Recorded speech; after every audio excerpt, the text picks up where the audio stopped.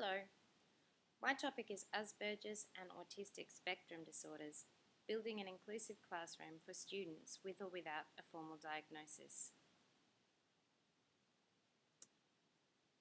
Building an inclusive classroom for learning and social development is my goal as a beginning teacher.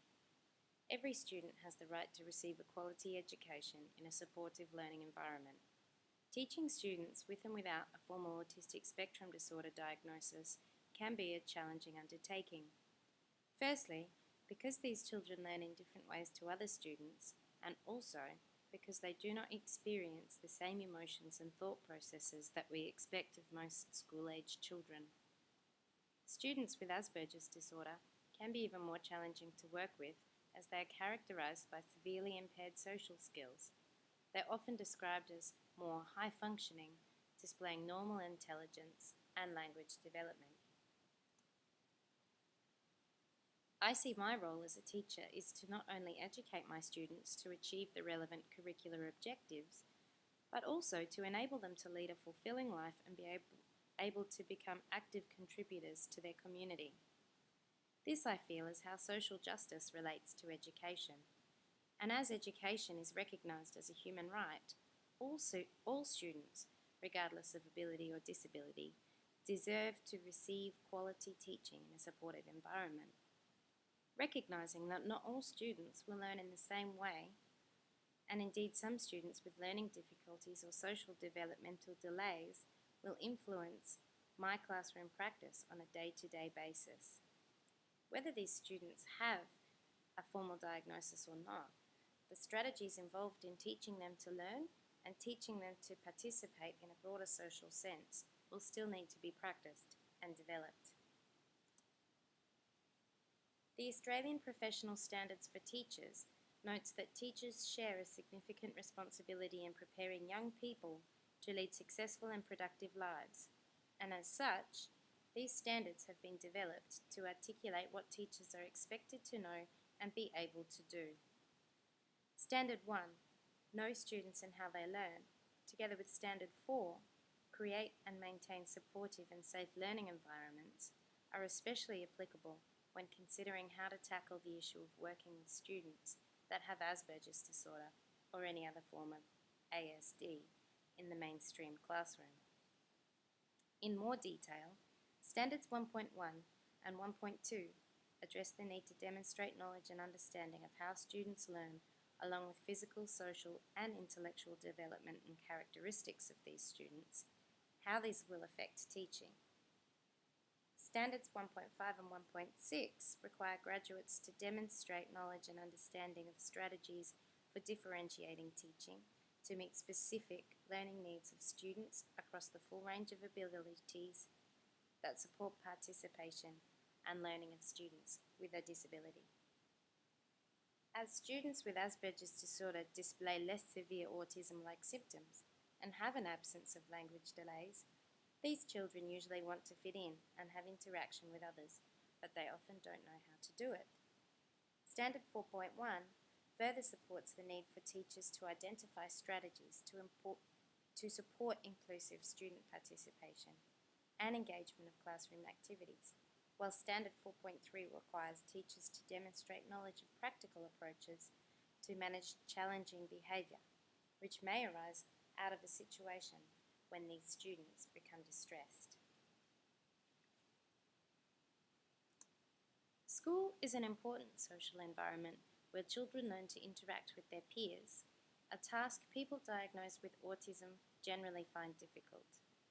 According to Autism Victoria, whilst there are no reliable Australian data on the prevalence of individual disorders such as Asperger's, all recent studies support a rise in the prevalence of autistic disorder and the combined autistic spectrum disorders over time, especially since the 1990s.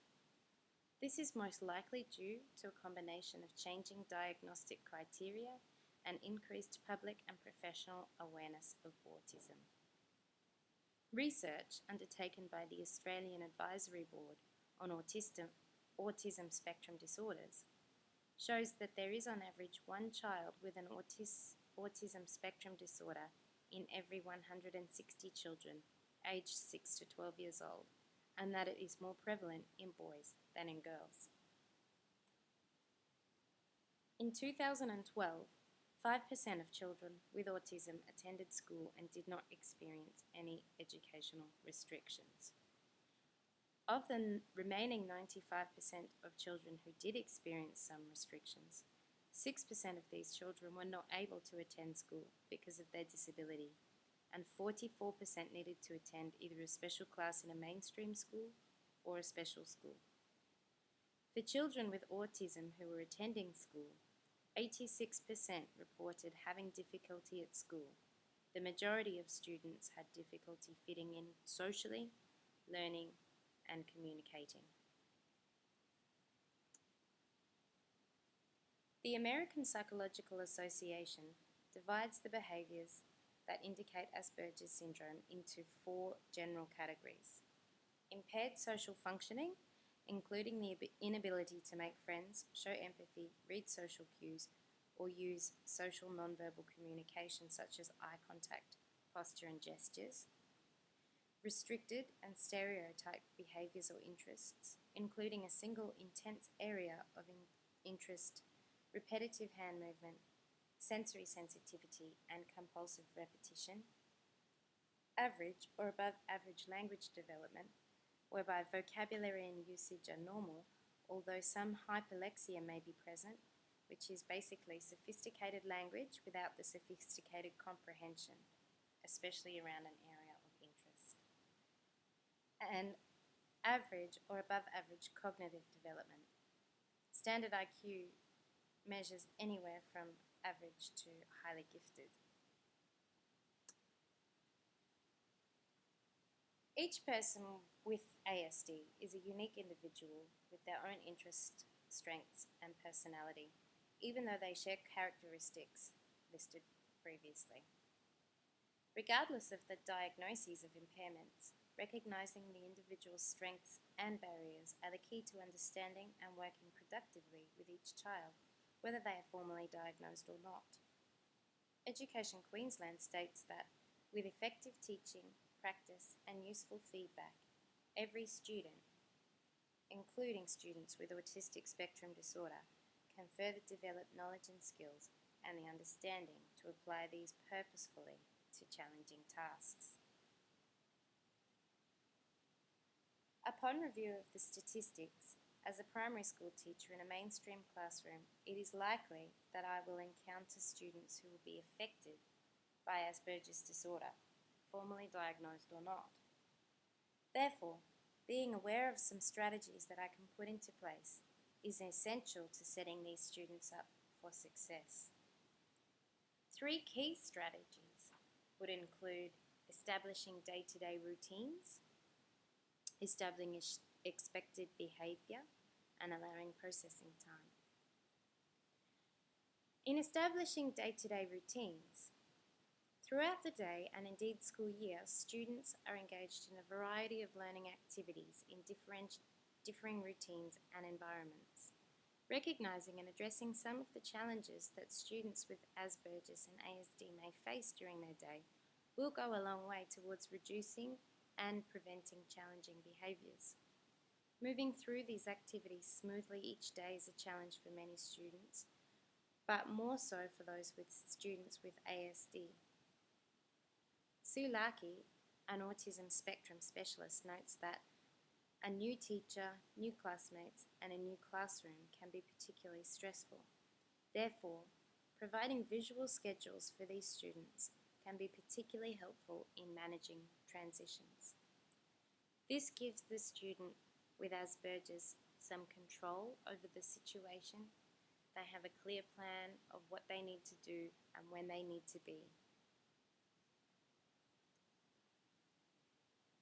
The beginning of the school year is an ideal time to establish a classroom behaviour plan for all students to promote expected behaviours at all times and all places where the student might be throughout the day.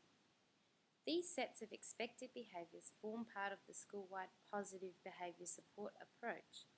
Students can become explicitly made aware of the consequences for undesirable behaviour In communicating and establishing these expectations to children with Asperger's disorder, it is also recommended to develop an individualized positive behavior plan for each student.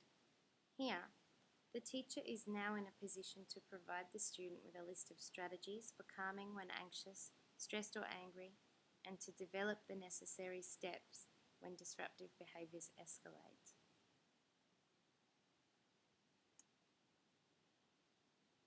Allowing students time to process information, both verbal and visual, before repeating instructions, questions, or taking away visual information will allow the student with Asperger's or ASD to moderate their own behavior. Skinner states that when a behavior is followed by a rewarding stimulus, the likelihood of the behavior occurring again is increased. Therefore, positive reinforcement is more effective at changing behavior than punishment. In the case of students with ASD, these students respond to positives, and as such, giving commands such as, "Please do this," rather than "Stop doing that," will become more effective in managing challenging behavior. Acknowledging when a student is doing the right thing, rather than reinforcing negative behavior, is also essential in everyday classroom interactions.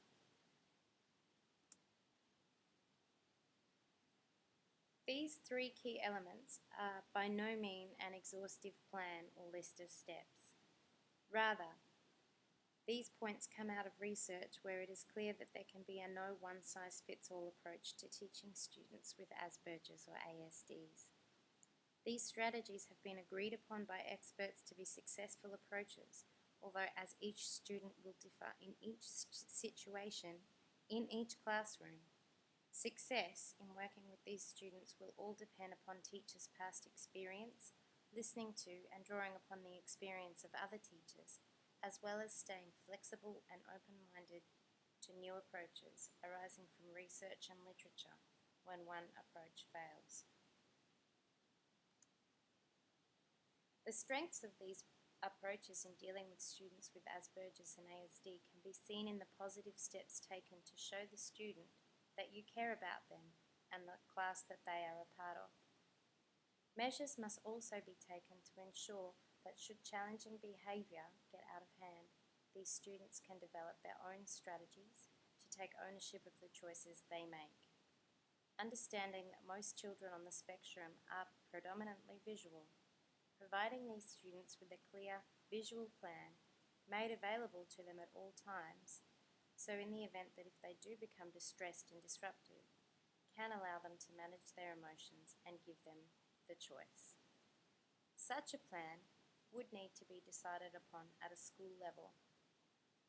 Certainly, experts agree that these students need to have an area where they can go when they feel distressed, and all experts agree that having a support person made available to them is extremely beneficial. Ultimately, though, the resources of the school will be determinate as to whether these additional strategies would work, and if the school would be under-resourced, then these avenues may not be available. This process of utilising the action research cycle has been beneficial to my learning, as it not only helped me to see an issue more clearly in greater depth, but it has also helped me to identify the areas that I might need more information on and open my eyes to the resources available that I can utilise to seek answers to further questions. In undertaking this task, I was faced with narrowing down a topic of interest to me, of which I have limited experience, but one that I see as important to be aware of, because I will no doubt come into contact with students that will suffer ASD or Asperger's. In researching this topic, I was startled to see the number of students with a verified or diagnosed autistic spectrum disorder to be so high. This research has highlighted my need to be informed and aware of the strategies that I can use to build inclusivity for these students with these disorders. Certainly, I am aware of the need to be reflective as a beginning teacher, and this experience has highlighted my understanding that while some of the strategies may be successful in some situations, there can be no replacement for critical reflection of my practice throughout my whole career, not only as a beginning teacher, so that I am continuing to adapt to new and unforeseen situations, using the latest research and literature as my basis to do this.